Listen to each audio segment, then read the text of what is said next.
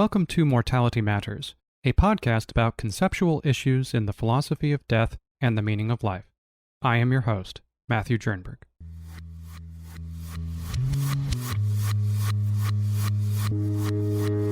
Can death be bad for the one who dies? Is it even possible for your death to harm you? In this episode, I shall consider several reasons as to why death does not harm the one who dies, from Chapter 2 of John Martin Fischer's book, Death, Immortality, and Meaning in Life.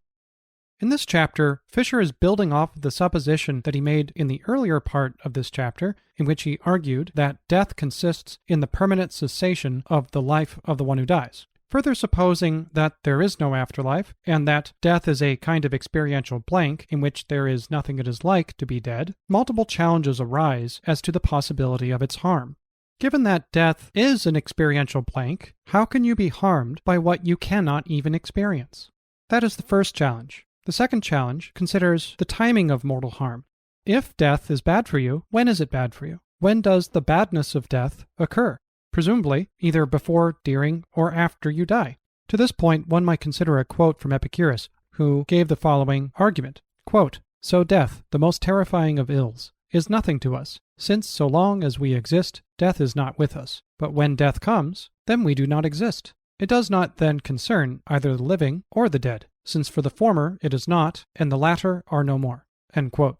So the idea behind the quote is that death, if it is supposed to be bad for you, is a misfortune without a subject. That is to say, there is no one for whom death would be bad for. While you were alive, you haven't died yet, and so it's not bad for you then. And after you have died, it's not bad for you then either because you're already dead. So you might put it in terms of the timing of the harm, such that at any time, death is not bad for you. So there is no time at which death is bad for the one who dies. However, if you think that in order for death to harm you, there has to be a time at which it is harmful, that is to say, in which it is bad for you, I make no distinction between those two terms, well then, it can't be harmful because there's no time at which it would harm you.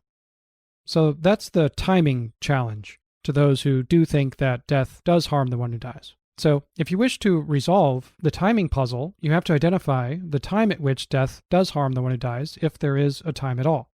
One set of responses you might have to the timing puzzle is to think, well, there is no time at which death harms the one who dies because, unlike other harms, such as stubbing your toe or the pain of a toothache or something like this, death has no time at which it harms you. It's just timelessly harmful. All of these positions have been defended in the literature, where there seems to be at least 5 different positions here. The first 3 being death harms the one who dies before, during, or after the event of death itself, in which case that's 3 possible positions. The first you might think of as a priorist position, where the harm of death occurs before the event of death itself. The second you might think of as a concurrent position, where the harm of death would concur, that's to say, occur at the same time or simultaneous with the death itself. And the third position being a kind of posterior position where the timing of the harm of death would occur subsequent to the event of death itself. So if you think that death is a timed harm, that is to say, there is a time at which death does harm the one who dies, then there's 3 possible positions to that proposition, namely that the time of the harm would occur either before, during, or after the time of the event of death itself.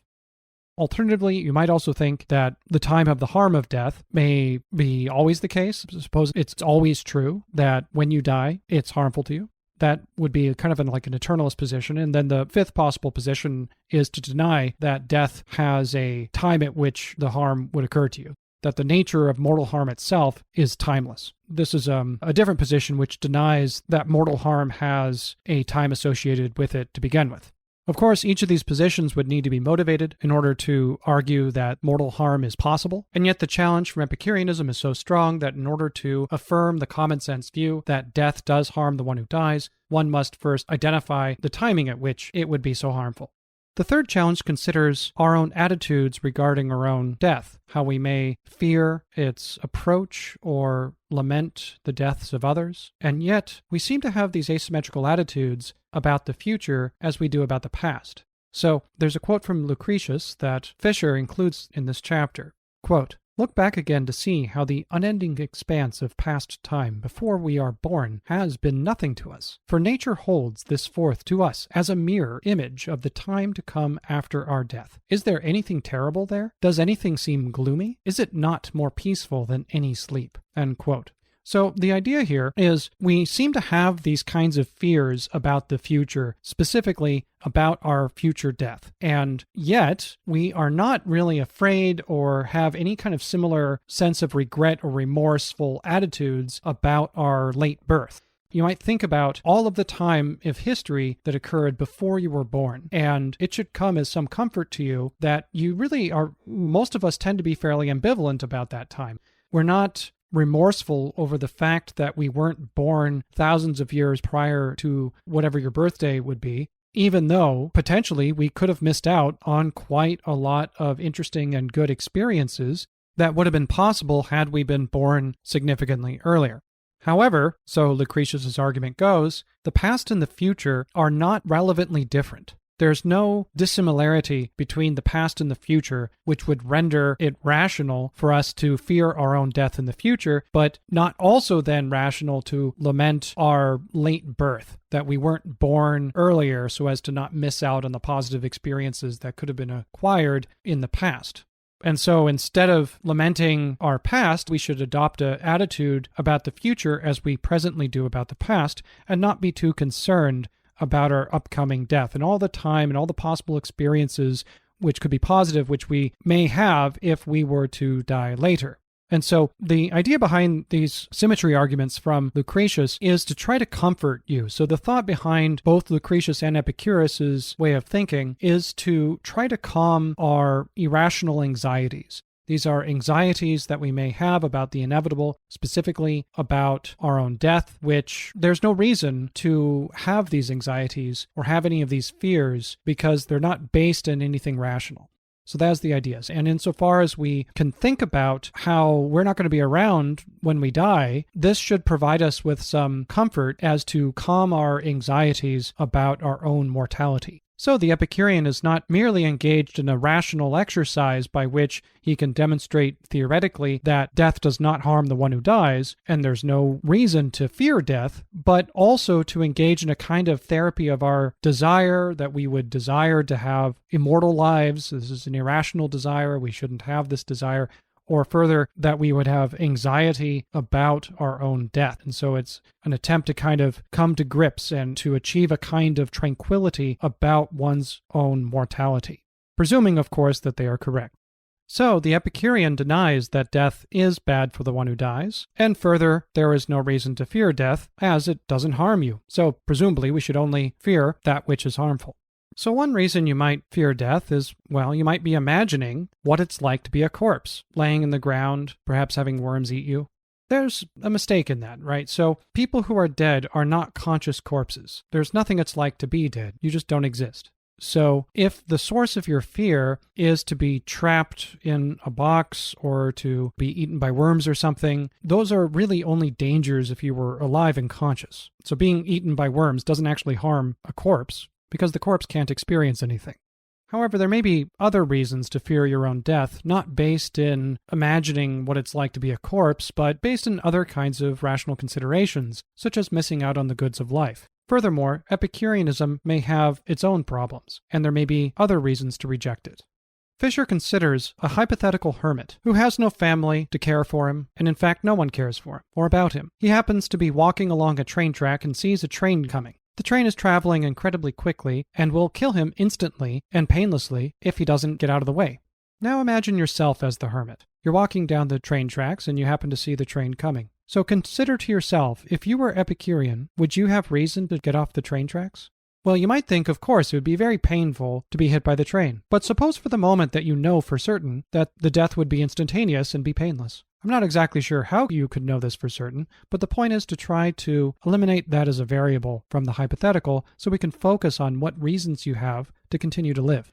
Now, if you were to subscribe to Epicureanism as a way of thinking about your own mortality, suppose you decided that the arguments make sense and there is no reason to fear death, and this actually does provide you with some solace about your own death anxiety. And you're walking down the train tracks. You see the train coming, and you consider, what reason do I have to jump off the tracks to avoid being killed by the train? So the objection goes, as an Epicurean, you would have no consistent reason. That is to say, if you were consistently Epicurean, you must be indifferent about the prospect of your own death caused by the train. After all, death is nothing to you. That's from the quote from Epicurus, right? And it's not as if you would have reason to urgently embrace the coming of the train. You have no reason to, say, be suicidal, but you have no reason to preserve your own life either. The consistent Epicurean, if fully rational, would be indifferent about the prospect of being killed. And so, further, consistent and fully rational Epicurean may also be indifferent about suicide, or even forming a last will and testament, or at least presuming for the moment we're only focusing on his self-interested reasons. That is to say, which reasons he has out of consideration only for himself, because of course one may care for others and form a last will and testament for the sake of one's inheritors, but that's why Fischer describes a hypothetical in which it's a hermit who doesn't have anyone and is relatively asocial. So a natural response to the hypothetical would be to say, but of course you have reason to jump off the track because it will kill you and death is scary. Death is not only scary, but death harms you, right? This is the natural thought. But that thought is unavailable to an Epicurean who denies both of those propositions, who says there is no reason to fear death and death does not harm the one who dies. So what reason would a consistent Epicurean have to get off the track? So in response to this objection, Fischer defends the Epicurean by considering the possible goods of life. If the hermit had a reasonable expectation that there could be certain goods of life like pleasure in the future, in his future, then that would provide him sufficient reason to prefer to continue living, which would give him reason to get off the train tracks.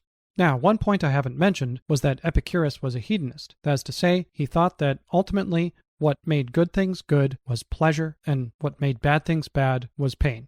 Epicurus actually had a somewhat nuanced and complex version of hedonism. It wasn't as simple as advocating for a life of sensualism and immediate pleasures. And of course, in his system, it wasn't merely the presence of pleasure which was good, but also the absence of pain. And furthermore, it wasn't merely the presence of pain which was bad, but also the absence of pleasure. However, the nuances of Epicurus's value theory are not altogether important in order to respond to this objection of indifference. However, I note his value theory to try to motivate the thought that in order for something to be harmful to you, it's necessary that it be possible to experience it. That experience is a kind of constraint on the possibility of harm. This further gives us some reason to doubt that death actually harms us, because even in principle, it's not the kind of thing which could be experienced. There's no possibility of experiencing death itself, as opposed to dying, which may be experienced. So Fischer argues that a consistent Epicurean could point to the goods of life, the expected pleasures. If you're the hermit walking down the tracks and you have subscribed to Epicureanism, you can still consistently maintain that death is not bad, but it's also not good. It's just evaluatively neutral. However, if you can reasonably expect certain pleasures in the future, this would give you reason to continue living for the sake of the future pleasure, if not for anything else. So even a hermit who's completely asocial with no relationships or any other complications, even the hermit would have reason to get off the train tracks. And likewise, the hermit would have further reason not to commit suicide, all else being equal, and the like. I'm not sure that an Epicurean could consistently maintain this deprivationist position. Fischer is reading into his rendition of Epicureanism and the Epicurean denial of the harm of death this notion of what I'm calling deprivationism, which typically argues something inconsistent with Epicureanism, which is that death does harm the one who dies in virtue of the absence of possible experience. Typically, when somebody dies and we say this person died early, we're imagining that they could have lived a longer life filled with a net balance of positive goods. That is to say, they could have had certain experiences which bettered their lives, and on balance, their lives would have been better off had they not died at that time. And that's what makes it an early death as opposed to a death, I suppose, that's on time. But how could a consistent Epicurean argue that the hermit has reason to continue to live because of future pleasures, and yet were he to be hit by the train while deliberating and thinking this over, then his death at that time would not be bad for him? At the very minimum, the hermit would miss out on those positive experiences in the future that would obtain had he simply stopped deliberating and gotten off the train tracks. So I think we should introduce a distinction here between what we might describe as intrinsic bads and extrinsic bads. So something is bad for you intrinsically if what makes it bad is the very thing itself. This might be one way. There are many ways of drawing the distinction between extrinsic and intrinsic goods and bads. But I prefer to draw that distinction in terms of the in virtue of relation. That is to say, something is good for you intrinsically if what makes it good is the thing itself, its goodness obtains in virtue of itself, and it's good extrinsically if what makes it good is something else. That is to say, its goodness obtains in virtue of something else. And likewise, just as with goodness, we can also say this with badness, such that intrinsic bads are their own bad makers. That is to say, what makes something bad is the thing itself, and extrinsic bads are made bad in virtue of something else. So the easiest examples to think about are pleasure and pain. So if hedonism is true, then what makes any bad thing bad is pain, and what makes any good thing good, ultimately, is pleasure. So what is the Epicurean telling us about mortal harm at the end of the day? I think what they would have to say is that death is not bad for us intrinsically. That is to say, what makes it bad for the one who dies, if anything, would be something else. And I'm not sure an Epicurean could consistently say that and still be Epicurean. I think this is an example where Fischer is reading his own views a bit too much into the Epicurean response to this objection of indifference. Because I'm not sure that an Epicurean could consistently say that death is bad for the one who dies, even extrinsically, let alone intrinsically. For it's altogether obvious that it's not bad intrinsically. It's always in virtue of something else that your death would be bad for you. The only question is what, if anything. And if an Epicurean is denying this, what they're in effect saying is that there is nothing that makes it extrinsically bad for you as well. Or at least that's one way to read it. Perhaps that's a misreading of Epicurus's view about death. But if all the Epicurean were doing is just drawing a distinction between what the bad makers of death are, I don't think that would be altogether interesting, nor would it really soothe you. Perhaps you may need to change your attitude about death if what ultimately made it bad for you was not the experiential blank itself, but perhaps missing out on the goods of life. Perhaps the most fitting attitude towards that would be disappointment or some other kind of sadness, but it would not be fear. Fear would not be appropriate if that were ultimately what made death harmful.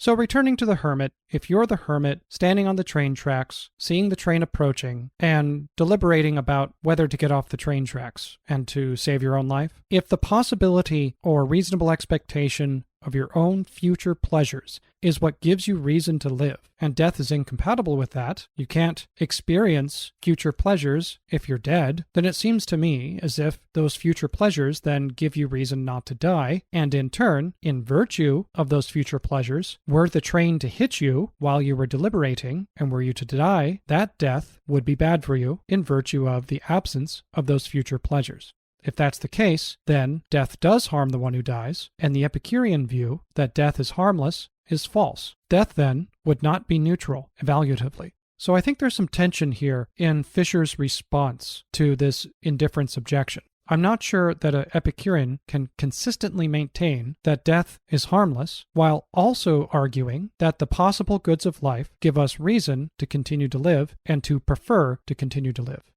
An Epicurean may respond to these objections by rejecting the view that the absence of these extrinsic factors, such as one's future pleasures, would actually make your death bad for you. So this kind of Epicurean would deny Fischer's offer of a deprivationist explanation of the harm of death in order to consistently maintain his position that death is harmless. However, this kind of Epicurean would then be challenged yet again with the indifference objection, namely that the hermit would have no reason to jump off the train tracks. So I'm not exactly sure how Epicureans can both maintain consistently that death is harmless while also maintaining the view that we have reason to continue to live and reason to avoid death, like if you're the hermit on the train track. There may be a solution here, though I can't quite think of one at the moment.